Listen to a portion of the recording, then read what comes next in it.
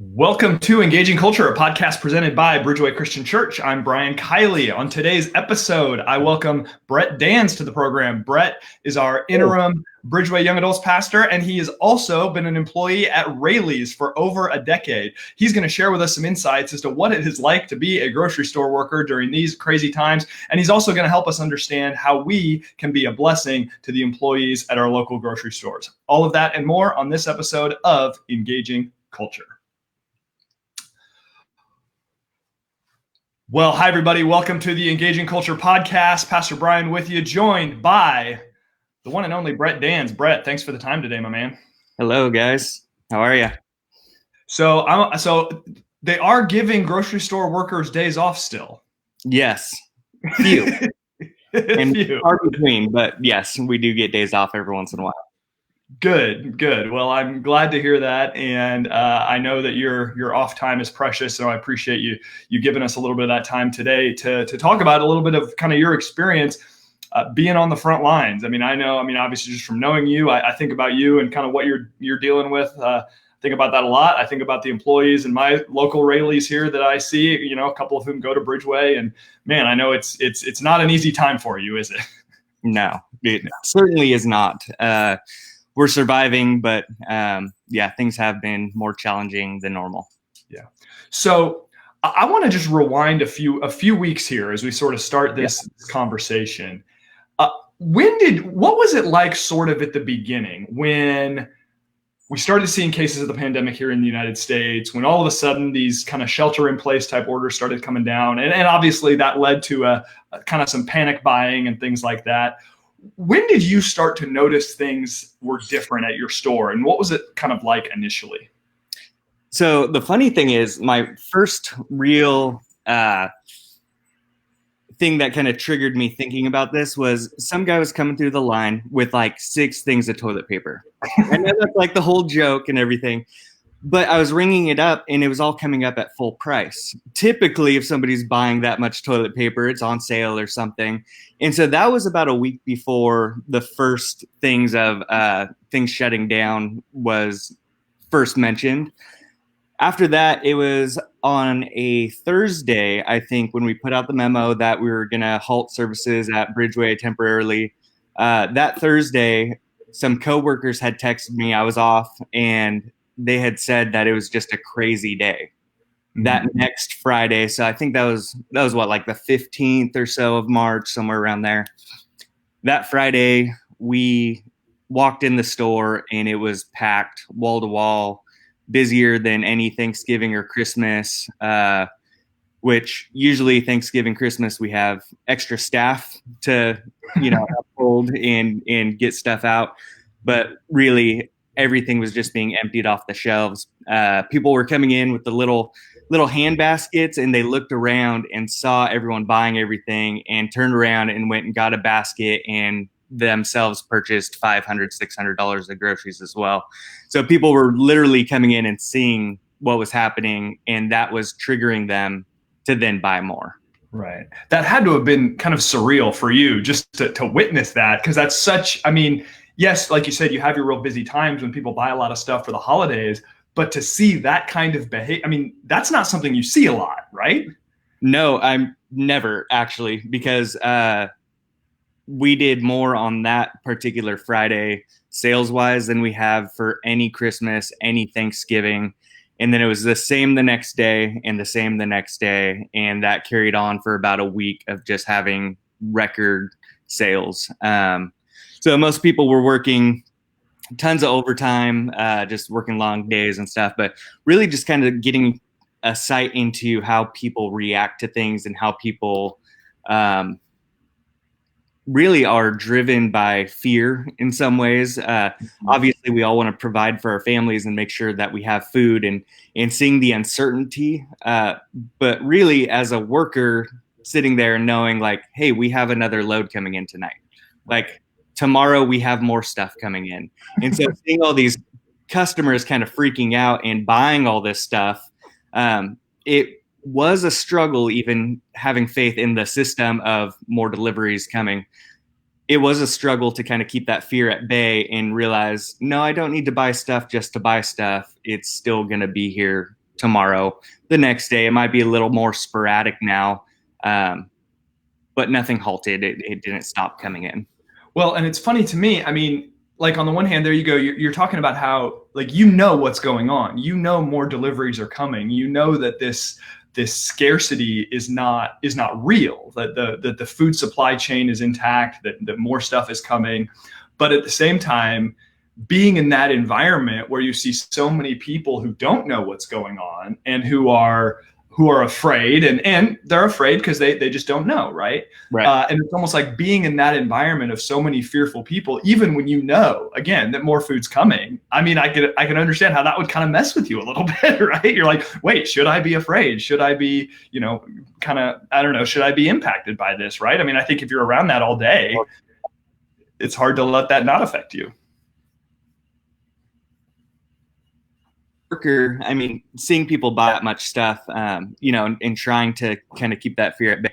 The other thing is we're working all day, so we aren't able to buy stuff when other people are in there buying stuff.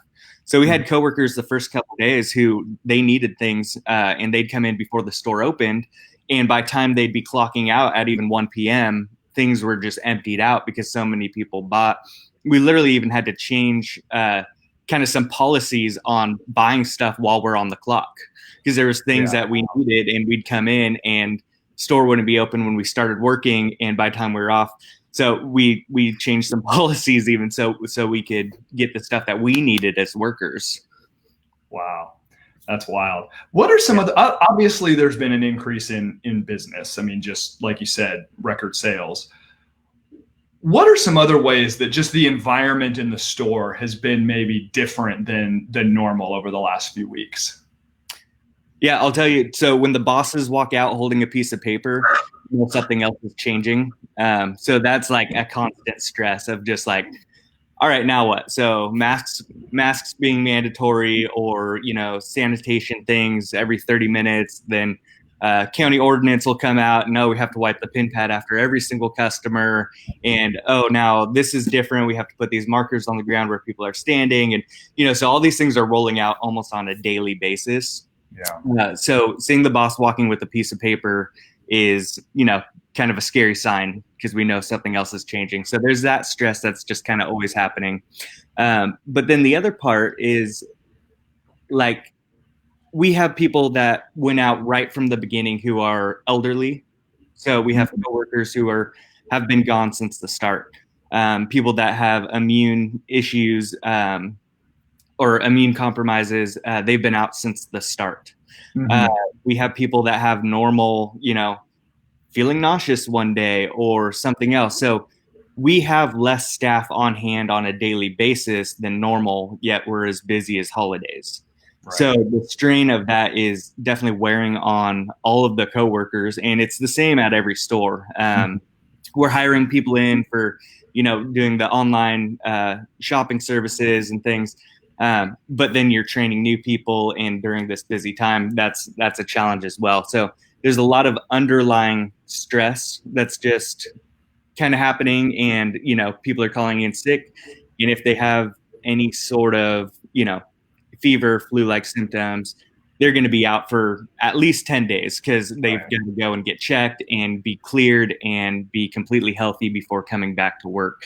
So that's a challenge as well. It's something that we'd be going through pretty much any time, but a lot of people would come in if they had the sniffles or something under normal circumstances, and now we're just being as safe as possible and keeping them out of our stores. Yeah, well, I think that's that's one of the many kind of stresses of this situation is, on the one hand, an industry like yours, you need all hands on deck. But on the other hand, there has to be just hyper caution about, if you're even a little bit sick, stay the heck away, right? So it's uncommon, I think, to have both of those things hitting at the same time. And that certainly adds to the stress. I could understand that. Obviously, you guys are going through a lot. What can you tell us about just sort of general morale at the store in terms of how are the employees feeling? Does it kind of ebb and flow? Does it get kind of, there are good days and bad days? Is it just constant stress? I mean, what's your read on kind of how your coworkers are doing? Yeah. So from the start, I think there's an underlying bitterness just towards humanity, even. Um, so here we are working in the stores. Everyone was told to stay home, yet everyone rushed the stores. So in the first couple weeks, we came into closer contact with more people than we ever had before. So there was a underlying frustration there from that. And us and the coworkers, like we were afraid that we would pretty much we all felt we would definitely get this thing. No one was keeping distance. No one was being safe. No one was, doing the things that now we're kind of all doing. But during the first couple of weeks, we were all feeling like we were definitely going to catch this disease and bring it home to our families. And so there was that underlying fear right from the beginning. And so a lot of us haven't fully recovered just from that feeling of, okay, everyone was told to stay home, yet everyone came in here and did the exact opposite of what we were told to do for safety. So that was frustrating as a worker. So that kind of started the morale downhill a little bit from, great customer service, loving to have people come in, loving to, just help people out and share our recipes with them and all the stuff that we love about working in a grocery store. Cause I love working in a grocery store and I like those things, but that just did start the morale heading down. The camaraderie between coworkers has definitely gone up a little bit because it's there was almost like a us versus them sort of mentality of, can we get this stuff out quick enough before they buy it all? Like, so it was almost like a game in some ways. But yeah, feeling like we were all on the same page of we were putting ourselves at risk on a daily basis, and the customers coming in were putting us at risk on a daily basis. So morale has changed a little bit from that with new safety precautions and things. The fear of getting the disease isn't quite the same, but there is still just that mentality of it's time for the shopping to either slow down or maybe people just not come in every single day because they're bored. So yeah, right.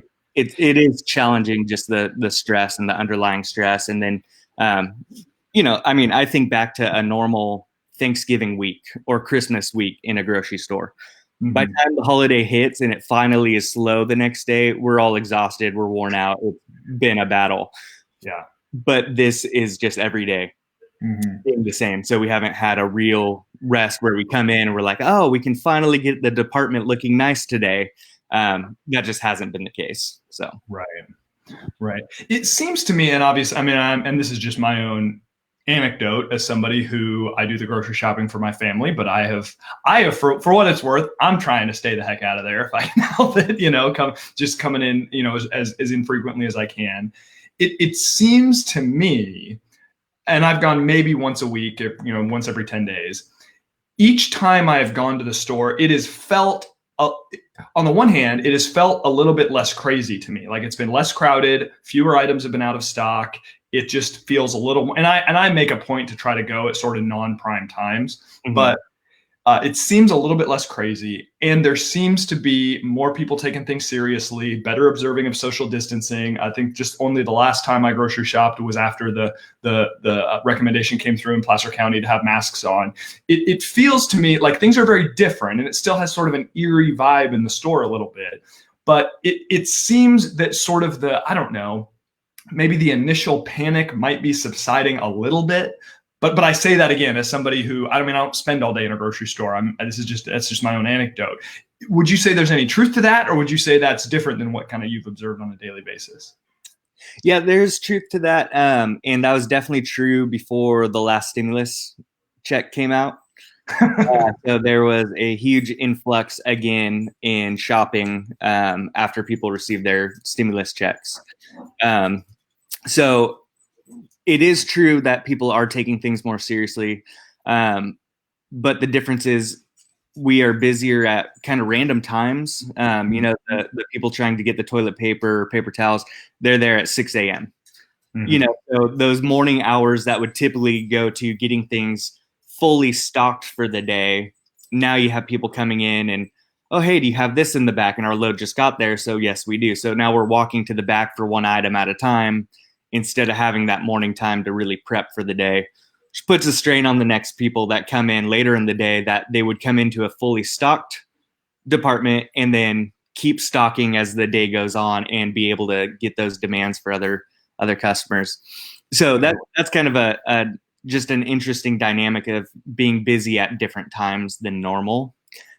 So staffing for it has been a real challenge because we don't have enough staff during certain hours, and we try to bring somebody in early or keep them late, or do those kinds of things to cover that.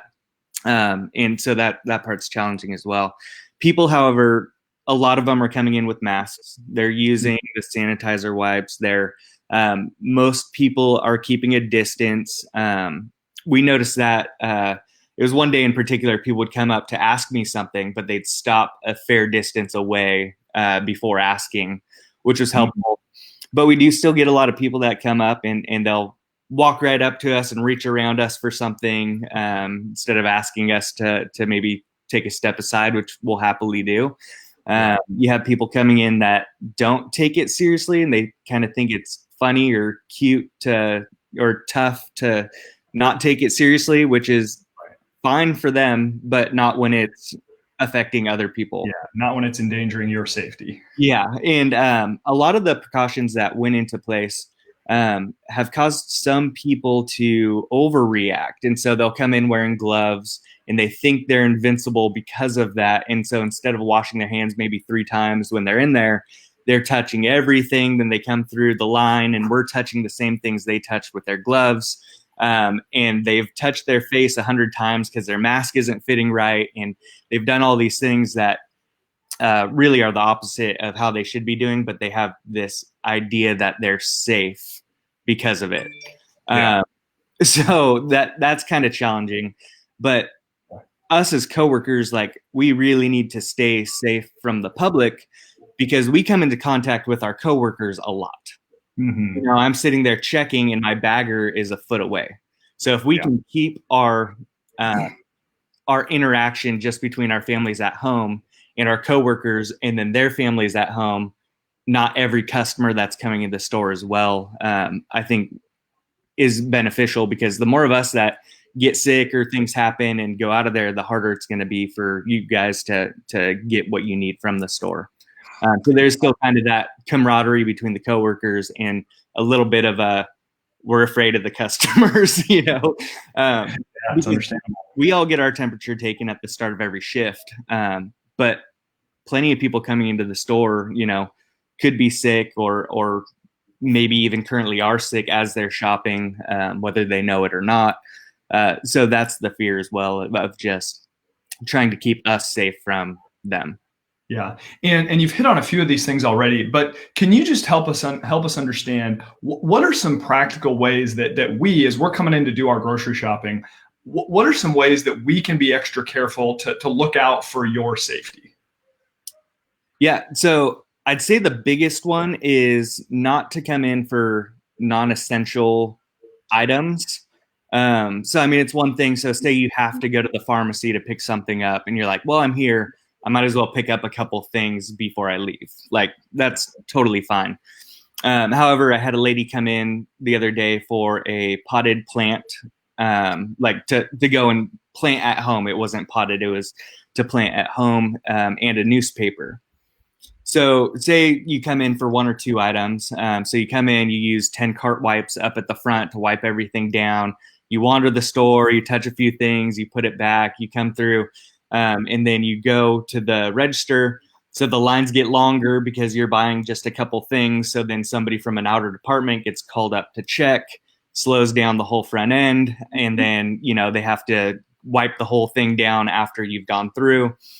So we're using more cart wipes. So now cart wipes, we might run out tomorrow because, we used 15 for one person that was buying 2 things. So I think doing the bigger shopping less frequently would be a help to us. Just less people in the aisles means that we can keep more distance between people. Yeah. And like, there's plenty of other people working out there that need to come in for their lunch and things like that. And sometimes you really do just need an item to complete a recipe. But the other thing I'd say is perhaps make your dinner plans after going to the store. Because a lot of people are coming in, they're expecting to get in and out of there, and that's not going to be the case. Waits are longer, harder to find items.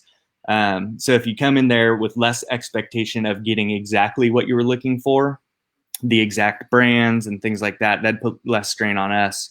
Because then we're not running to the back to check for, 10 different items every hour, and we can actually get some more product out on the shelves for people that are looking for that particular thing.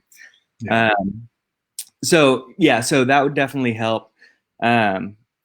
Keeping the distance is just huge. When you ask for something, like, keep a little bit of space, whether you care about this disease or not, if you think it's serious or not, just do that for our safety. And then another big one is, if possible, come shopping alone.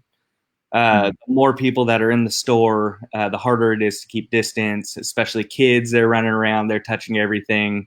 And we still see that fairly often, not as much as, normal times, which is helpful. But, younger kids, they don't understand it really. And so they'll touch things, and, so it's putting them at risk, and it's also putting other people at risk as well. Yeah.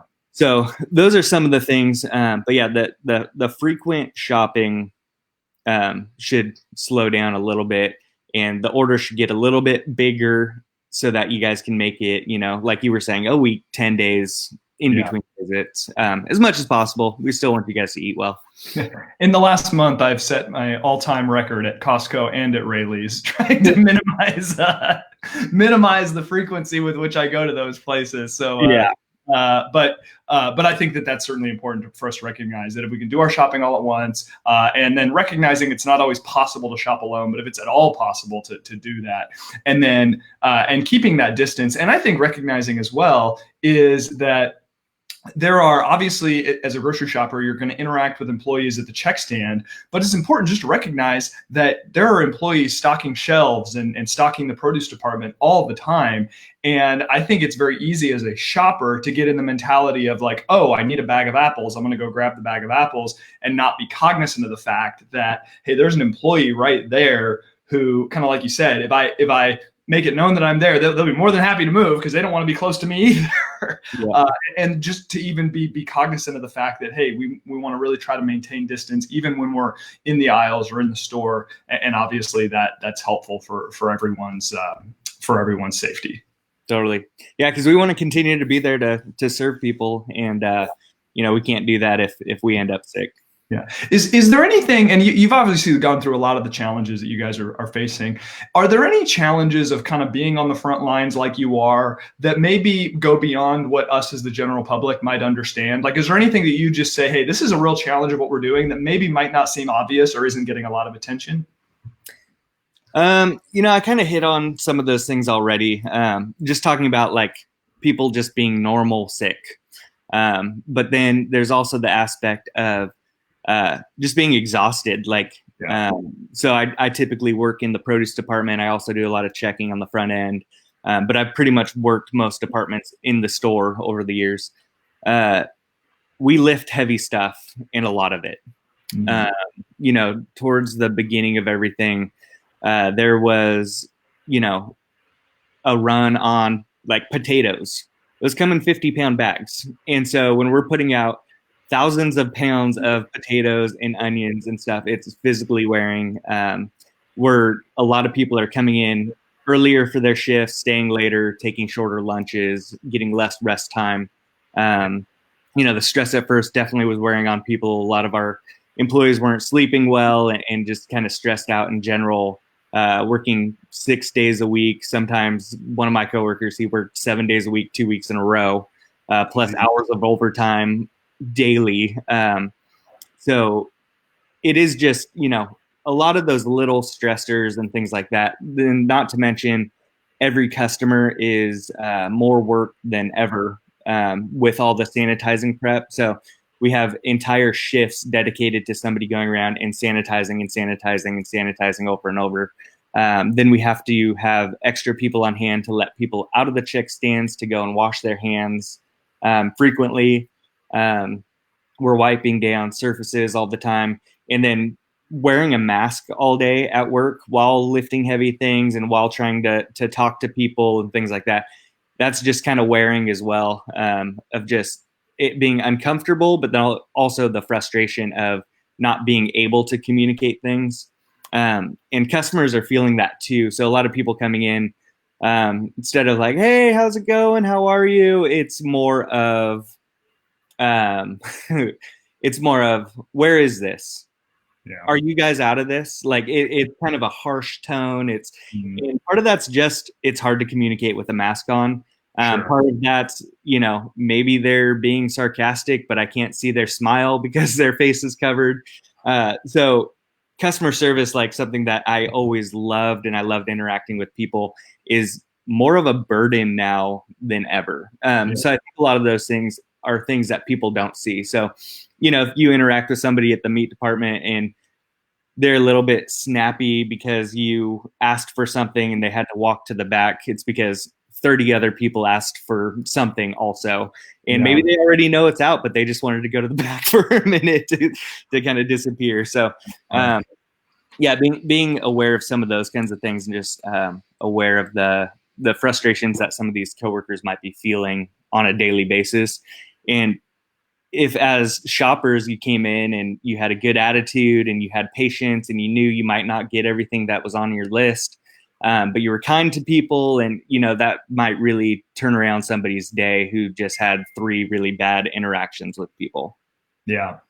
No, that's certainly helpful to keep in mind. I want to touch on just one subject real briefly before we get to, I want you to be able to share kind of how we can, first of all, how we can be praying for you guys, and then how we can encourage you. I mean, you shared just a little bit just now how we, when we come into shop, like what are ways that we can be a blessing and not a burden? Because I recognize a lot of people are burdens right now. But before we get to that, you shared an interesting article with me last night that I'd seen the headline, but I only then just read it after you sent it. And it was from Apple News, talking about just this idea that experts are saying we might need to consider not having customers in grocery stores and going exclusively to a curbside pickup or kind of delivery sort of model. And the article weighed some of the pros and cons to that. From where you're sitting, do you think that is a possibility? Is the infrastructure in place to handle that? Or I don't know, just what is your reaction to that possibility? Yeah, so obviously I'm speaking to this as someone who just works in a grocery store, so I'm no expert on all the financial backgrounds of, online shopping and everything. However, this is something that I had talked about early on with the shutdowns and things getting crazy busy. Really early on, I was having a conversation with a couple customers or coworkers, and I said that we should shut the doors to outside people coming in. Now, what that does, like I was saying before, is it really limits the pool of possibility of contracting the disease. So now it's just coworkers interacting with coworkers, and we can kind of narrow that down. The other thing is if the doors are shut, the produce department, the meat department, they don't need to be fully stocked out front for customers. We can be pulling stuff directly for orders right out of the back room. You have the produce people pick the produce parts of that order. So they know exactly where things are. So the shopping, it's not like you need one person per customer. You have a crew of people that are experts in their departments pulling these orders and getting them out quickly. The other thing it would do would limit how many people are seeing, pasta. Pasta's been low on every shelf everywhere since the beginning of this. They don't walk down an aisle and see, oh my gosh, there's a bunch of pasta of that one thing that I wanted. And so they go ahead and grab a bunch of them just because they're realizing that it's getting low. They don't walk by and see, oh, they have toilet paper today, and buy the jumbo pack just because it's there. Because people are literally buying things that they don't need just because they're afraid it might not be there the next time. I'll tell you, like my store, we've gotten in toilet paper and paper towels nearly every single day since the start of this. And it is just disappearing off the shelves. Other products that you might have come in and seen missing, it is coming in. It's just selling. So limiting things only does so much when the same person comes in 3 days in the same week and buys the jumbo packs of whatever for whatever reason. So it would limit some of that, the people coming in and buying things just because they see it sitting there. But then one of the challenges I would see with that is, especially the elderly folk that aren't good on computers or things.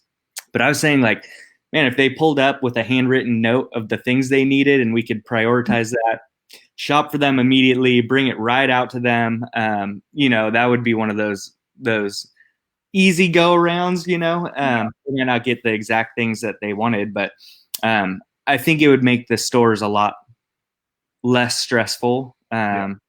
We'd be able to I think, serve the community a little bit better even by doing that. So it does seem like if you were able to staff it, so you had enough staff, and then kind of, I think you'd have to develop some infrastructure to make sure you had a system where it doesn't just evolve into chaos. It does seem like you could really increase your efficiency that way. Right. It's just a question of, I don't know. We use online shopping all the time, but I don't know what percentage of a grocery store's business is online shopping on any given day or week. But to take that number from whatever it is, say 10 or 20 or even 30% up to 100%, obviously that would be not without its challenges. That's for sure. Okay, so I don't know if you had a chance to ask some of your colleagues this, but so I don't know if you're able to answer on behalf of them or just on behalf of yourself. But would love to know, what are some practical ways that we, when we're going in and doing our shopping, how can we encourage you and how can we make your job easier? Yeah, like I said earlier, just coming in with a good attitude. If you're already having a grumpy day at home and you're going to the store just to get out of the house, your interactions probably won't be good once you get there. So maybe just being aware of that, we're all working more than ever, which already kind of makes people grumpy. So any grumpy customers just kind of really make it more challenging than it had been. Another thing is when there's signs that are limiting things, don't try to bring up more of that item to the front where we have to tell you it's limited. We will tell you it's limited because there's been times in the last few weeks where my son hasn't gotten to eat his favorite breakfast because everyone bought the stuff before I was off work. So I will tell you that something is limited when you get to the front. However, that doesn't make for a fun interaction. So just following all the rules, the posted signs, take a minute to read the things as you're walking in, not bringing in your bags when there's a huge sign right up front. So there's a lot of those ideas that, there's signs already in place that can tell you how to help us. Just read the signs and do what they're saying. That way we don't have to intervene later on, because it gets wearing. And then also it sends a message of, I am better than anyone else that comes into this store wanting this product today. So it's just not a really pleasant way of communicating. And then arguing with the people up front about things being limited also is just not ideal. The problem with that is, maybe you need 2 loaves of this gluten-free bread because you have sandwiches, breakfast, lunch, and dinner, and you don't want to come in every other day, and you're celiac, so you need gluten-free, and I get that, but the stores have a lot of people that come in and somebody else has a similar situation, and so we want to keep that product for them as well to serve more people. Right. Just not being kind of greedy. Don't buy stuff when you don't need it. Like, we notice, we see the same customers, and when you buy a jumbo pack of toilet paper, every other day that you're in the store, it's just not a good look on people. Yeah. So things, following the rules, following the 6 foot distance, following, just trying to be kind. We even had one of our customers, she's a customer, her son worked with us, but he's immune compromised. And so he's been out since the beginning. she bought us pizza the other day and just had pizza delivered into the break room for us. And so like that was super awesome, you know, and it wasn't even, I don't even think I ate any of the pizza. Just the gesture of that was pretty cool. Yeah. You know, the thank yous, like we get the thank yous and it's like, I don't even know how to react to that. It's like, yeah, I'm here. Like I'm supposed to be here. I need to be here. So you're welcome. Please go back home. Yeah. You know, but yeah, so just keeping the distance, following the rules that are written already. Those little things really help out a lot. And then just being cautious too of, you know, if you're wearing the gloves and the mask and you feel invincible, try to still not touch your face, try to still not touch a bunch of other stuff too. Because we notice that and we worry about that for our own safety, because then we have to go to the back and scrub our hands and sanitize everything you touched because we saw you. Yeah. So, I mean, I think that obviously, yes, that attitude component that you keep bringing up, I think is so crucial. And it's easy because all of us, you know, different ones of us are stressed because of different things. This is a stressful time. And when we bring that stress into the store, then all of a sudden we're just becoming one more problem in the midst of a, you know, what's already a challenging circumstance for you. And I think especially, and I don't mean to stereotype here too much, but I think for those who have never really worked in customer service before, it's difficult to understand the mentality of having to have sort of grumpy and grouchy customers who may in their mind be grumpy and grouchy for good reason, right?